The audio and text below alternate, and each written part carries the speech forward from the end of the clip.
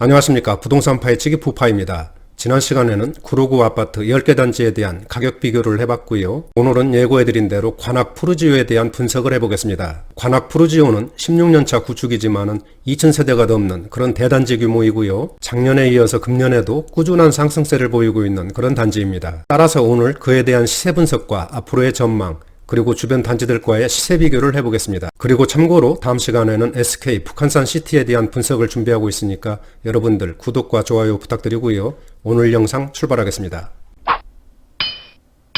그럼 먼저 관악 푸르지오 위치부터 알아보겠습니다. 바로 여기가 2호선 서울대 입구역이고요. 이 위쪽은 7호선 숭실대 입구역입니다. 관악 푸르지오는 바로 여기에 이렇게 위치를 하고 있고요. 따라서 서울대 입구역과 숭실대 입구역을 이용할 수 있는데 도보로 접근하기에는 거리가 좀 있는 편이기 때문에 입주민들 대부분은 버스를 이용하는 경우가 많다고 하네요. 또한 단지 주변에 봉천초등학교, 봉원중학교, 동작고등학교 등이 자리를 잡고 있고 단지 바로 옆으로는 이렇게 까치산이 자리를 잡고 있기 때문에 환경도 쾌적하고 산책이라든지 운동하기에 아주 좋은 그런 입지라고 보시면 되겠습니다. 다음은 관악 푸르지오 일반 현황을 알아보겠습니다. 중국 연월은 지난 2004년 8월, 따라서 현재 16년차 구축이고요. 단지 규모는 총 23개 동에 2104세대입니다. 층수는 17층에서 24층까지 이렇게 건축이 됐고요. 평형은 24평에서 42평까지 5개 평형으로 구성이 됐습니다. 용적률은 294%, 건폐율은 17%, 그리고 세대당 주차 대수는 한 대 정도 이렇게 배정이 되고요. 난방은 개별 난방과 도시가스를 사용하고 있고 현관 구조는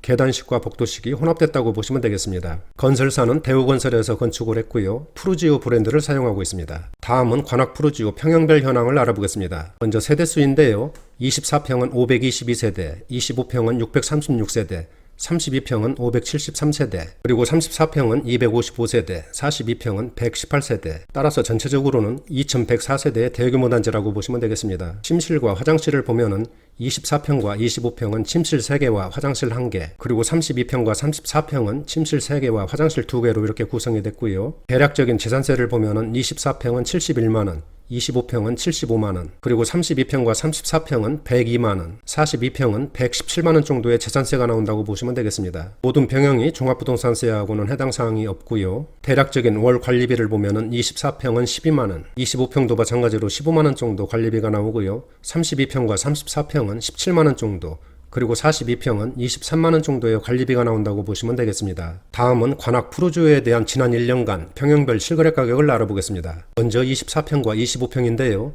전용 면적이 동일하기 때문에 같이 알아보겠습니다. 두 평형 합해서 세대수는 1158세대이고요. 작년부터 금년까지 6억 원대에서 꾸준한 그런 상승세를 보이다가 금년 6월에 7억 원대로 진입을 했고 얼마 전 7월 18일에는 7억 8,800만원 거래로 신고가를 경신하는 강한 상승세를 보였습니다. 또한 현재 호가도 8억 원대로 아주 높게 그렇게 형성되어 있고요. 지난 1년 동안 약 1억 7천만원 이후로는 급등세를 보였네요. 다음은 573세대인 32평입니다. 작년 말까지는 7억 원 중후반대에서 거래를 보이다가 금년 3월에 8억 원대로 올라섰고 얼마 전 7월 10일에는 9억 원으로 최고가를 기록하는 급상승세를 나타냈습니다. 현재 호가도 9억 2천만원 수준으로 높게 형성되어 있고요. 지난 1년 동안 약 2억 원 가까이 오르는 급등세를 보였네요. 다음은 34평입니다. 255세대이고요. 작년 말까지는 7억 원 후반대에서 거래를 보이다가 금년 들어오면서는 거래가 크게 위축된 그런 모습을 보였습니다. 하지만 지난 3월에 10억 클럽에 진입하면서 신고가를 경신하는 폭발적인 상승세를 나타냈고요. 현재는 9억 원 중반대에서 거래되고 있는 그런 모습입니다. 34평도 마찬가지로 지난 1년 동안 약 2억 원 정도가 오르는 강한 급등세를 나타냈네요. 42평 한번 보실까요? 42평은 118세대밖에 되지 않기 때문에 거래가 그렇게 활발한 그런 평수는 아닌데요. 작년 하반기부터 현재까지 8억 원 후반대에서 거래를 보이고 있습니다. 현재 매물도 잠긴 것으로 그렇게 나타나고 있는데요. 만약에 지금 거래가 된다면 10억 원은 훨씬 그렇게 넘을 것으로 생각이 됩니다. 지금까지 관악 푸르지오에 대한 평형별 실거래 가격을 알아봤는데요. 대부분 평형이 작년에 이어서 금년에도 꾸준한 상승세를 보이고 있고 특히 지난 6월과 7월에 신고가를 갈아치우는 급등세를 보였습니다. 그리고 금년 초에는 정부의 부동산 억제 정책과 코로나 사태 등으로 거래가 크게 위축된 그런 상황이었지만은 가격은 꺾이지 않았고 상승세를 이어간 것으로 나타났습니다. 이처럼 관악 푸르지오가 상승세를 이어가고 있는 그 원인을 보면 첫째로는 정부 정책에 대한 풍선 효과로 고가 주택을 피해서 유입되고 있는 수요가 증가했고요. 둘째로는 아직도 저평가라는 인식이 관악 푸르지오의 가격을 견인하고 있는 것으로 그렇게 분석이 됩니다. 그리고 세 번째로는 지금이 아니면 집을 못 산다는 그런 불안 심리가 확산되면서 30대, 40대들의 공격적인 매수세도 한 원인으로 볼 수가 있겠습니다. 앞으로의 가격 전망 등 분위기에 대한 이야기는 뒤에서 상세하게 설명드릴 예정이니까 끝까지 시청 부탁드리고요. 다음은 관악 푸르지오를 포함한 주변 4개 단지들과 시세 비교를 해보겠습니다. 오늘 비교할 단지들은 관악 우성, 봉천 두산 1단지, 그리고 관악 드림타운입니다. 이들 단지들의 중국 연호를 보면 관악 푸르지오가 2004년 8월, 그리고 관악 우성과 봉천 두산 1단지가 지난 2000년 12월에 같은 시기에 준공을 했습니다. 관악 드림타운은 2003년 9월에 준공을 했고요. 따라서 이 중에서는 관악 푸르지오가 가장 신축이라고 보시면 되겠습니다. 단지 규모를 보면 관악 푸르지오가 23개 동 2104세대, 관악 우성이 8개 동에 1597세대, 그리고 봉천 두산 1단지가 25개 동 1001세대, 관악 드림타운은 44개 동에 3544세대로 이렇게 구성이 됐습니다. 따라서 이 중에서는 관악 드림타운이 가장 큰 그런 단지 규모를 보여주고 있고요. 관악 푸르지오와 봉천 두산 1단지도 2000세대가 넘는 적지 않은 그런 단지 규모를 보여주고 있습니다. 층수를 보면 관악 푸르지오가 17층에서 24층, 관악 우성은 12층에서 29층, 봉천 두산 1단지는 15층에서 23층, 그리고 관악 드림타운이 10층에서 27층까지 그렇게 건축이 됐고요. 각 단지들의 평형을 보면 관악 푸르지오는 24평에서 42평, 관악 우성은 26평에서 43평, 그리고 봉천 두산 1단지가 24평에서 48평, 관악 드림타운이 24평에서 42평으로 이렇게 구성이 됐습니다. 그럼 지금 설명드린 3개 단지들과 실거래 가격을 비교해 보겠습니다. 먼저 20평대인데요. 관악 푸르지오 25평은 앞에서 설명을 드렸기 때문에 생략을 하고요. 관악 우성 26평입니다. 금년 3월까지는 5억 후반대에서 거래를 보이다가 4월에 6억 원대로 상승을 했고 7월에는 7억 원 거래로 최고가를 기록하는 강한 상승세를 보였습니다. 그러니까 3개월 만에 약 1억 원이 오르는 폭등세를 나타냈네요. 20평대가 이 정도면 거의 로켓포를 쐈다고 봐야 할 것 같습니다. 다음은 봉천 두산 1단지 24평입니다. 작년 말까지는 6억 원 후반대에서 거래를 보였지만은 금년 들어오면서 1월에 7억 원대로 상승을 했고 얼마 전 7월에는 8억 7천만 원 거래로 최고가를 기록하는 급등세를 보였습니다. 현재 호가도 9억 원대로 아주 강하게 그렇게 형성되어 있고요. 지난 1년 동안 약 2억 원이 오르는 불꽃쇼를 보였네요. 다음은 관악 드림타운 25평입니다. 작년 11월부터 6억 원대로 올랐었고요. 금년 들어와서도 꾸준히 상승세를 이어가면서 지난 6월에는 7억 5천만 원 거래로 신고가를 경신하는 그런 오름세를 보였습니다. 또한 현재 호가도 8억 원 수준으로 아주 높게 그렇게 형성되어 있고요. 지난 1년 동안 약 2억 원 정도가 오른 것으로 그렇게 나타났네요. 다음은 30평대입니다. 관악 푸르지오 32평도 마찬가지로 앞에서 설명을 드렸기 때문에 생략을 하고요. 다음은 관악 우성 32평 알아보겠습니다. 작년까지 6억 후반대에서 거래를 보였지만은 금년 들어오면서 7억 원대로 상승을 했고 지난 2월에는 7억 9,800만 원 거래로 8억 원 턱밑까지 치고 올라오면서 최고가를 가르치웠습니다. 현재 호가도 9억 원대로 아주 높게 그렇게 형성되어 있고요. 지난 1년 동안 약 1억 원 이상이 오른 것으로 나타났네요. 다음은 봉천 두산 1단지 33평입니다. 작년 12월에 8억 원대로 상승을 했고 2개월 뒤 2월에는 9억 원대로 상승하는 폭등세를 보였습니다. 그리고 얼마 전 7월 1일에는 9억 8,500만 원 거래로 신고가를 경신하면서 10억 클럽 진입을 눈앞에 두고 있고요. 지난 1년 동안 가격 추이를 보면은 약 2억 원 정도가 오른 것으로 그렇게 나타났네요. 관악 드림타운 33평은 작년 11월에 7억 원대로 상승을 했고 지난 3월에는 8억 원대, 그리고 얼마 전 7월 11일에는 8억 6,500만 원 거래로 신고가를 기록했습니다. 또한 현재 호가도 9억 3천만 원 수준으로 아주 높게 그렇게 형성되어 있고요. 지난 1년 동안 약 2억 원 이상이 오르는 그런 급등세를 나타냈네요. 지금까지 관악 푸르지오를 포함한 주변 단지들의 실거래 가격을 알아봤는데요. 대부분 단지들이 작년에 이어서 금년에도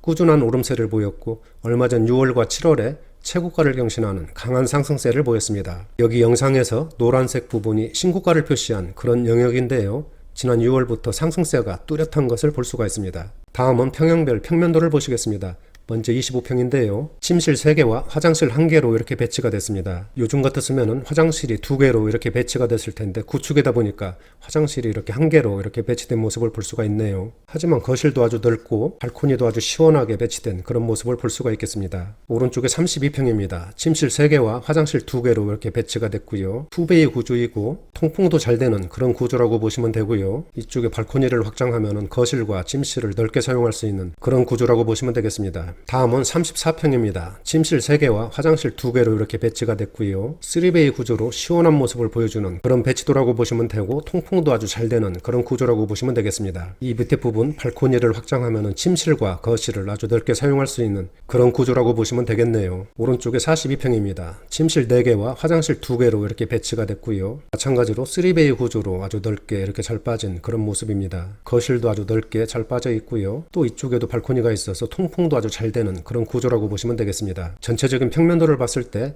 꽤 오래된 구축이지만은 반듯하고 통풍도 잘 되는 그런 구조이고요. 전반적으로 공간 활용이 잘 되어 있는 그런 배치도라고 보시면 되겠습니다. 다음은 관악 푸르지오에 대한 입지 분석을 해보겠습니다.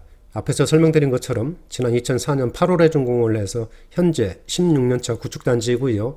총 23개 동의 2104세대의 대규모 단지입니다. 세 번째 교통인데요. 먼저 전철을 보시면은 2호선 서울대 입구역과 7호선 숭실대 입구역을 이용할 수 있지만은 전철역까지 도보로 접근하기에는 거리가 좀 있는 편이기 때문에 입주민들 대부분은 버스를 이용하는 경우가 많다고 하니까 이런 점은 참고를 해주시기 바랍니다. 그리고 단지 주변에 다양한 버스 노선이 지나고 있고 올림픽대로, 남부순환로 등을 편하게 이용할 수 있는 그런 입지라고 보시면 되겠습니다. 네 번째 학군인데요. 단지 주변에 봉천초등학교, 봉원중학교, 그리고 동작고등학교 등이 위치하고 있습니다. 하지만 초등학교까지의 거리가 좀 있는 편이기 때문에 이런 점은 참고를 해주시기 바랍니다. 다섯 번째는 광화문, 강남, 여의도 등 도심 업무지구를 편하게 접근할 수 있는 그런 직주 근접의 입지이고요. 여섯 번째는 단지가 까치산 자락에 위치하고 있고 단지 내 아름답고 울창한 조경 등 녹지 공간이 풍부해서 환경도 쾌적하고 산책이라든지 운동하기에 아주 편리한 그런 단지라고 보시면 되겠습니다. 일곱 번째는 쇼핑몰, 재래시장, 병원, 금융기관 등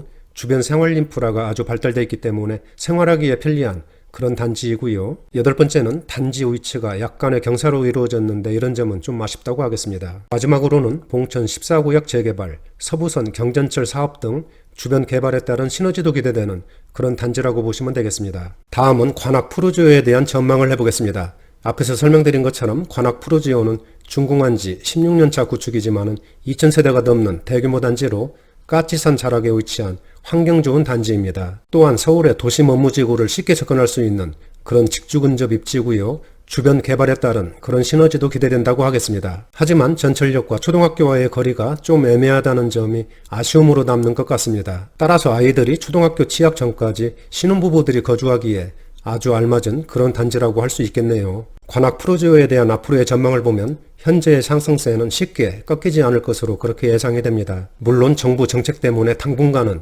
거래가 위축될 것으로 그렇게 예측은 되지만은 호가는 내려가지 않을 것으로 그렇게 생각을 합니다. 그 이유를 말씀드리면 대부분 단지들이 30평대까지도 아직 10억 원 이하로 가격이 형성되어 있기 때문에 정부의 대출 규제 등을 피할 수 있고 또한 저가주택에 대한 30대, 40대들의 관심이 고조되고 있고요. 그리고 시중의 풍부한 유동성과 초저금리도 긍정적인 그런 환경이라고 하겠습니다. 따라서 현재 소유하고 계신 분들은 홀딩하시는 게 좋아 보이고요. 매수 대기자분들은 현재 가격 수준에서 진입하시는 것도 괜찮을 것 같습니다. 그리고 부동산 시장에 대한 앞으로의 전망을 보면 정부의 부동산 억제 정책 의지가 워낙 강하기 때문에 당분간은 매물이 잠기고 거래가 크게 위축될 것으로 이렇게 예상이 됩니다. 따라서 이런 때일수록 성급한 결정보다는 차분하게 시장 상황을 모니터링하면서 대응하시는 것이 위험부담을 줄일 수 있는 그런 방법이 아닌가 그렇게 생각을 합니다. 오늘은 여기까지 하고요. 다음 시간에는 SK 북한산 시티에 대한 분석과 전망 그리고 주변 단지들과의 시세 비교를 해보겠습니다. 나가시기 전에 구독과 좋아요 부탁드립니다. 감사합니다.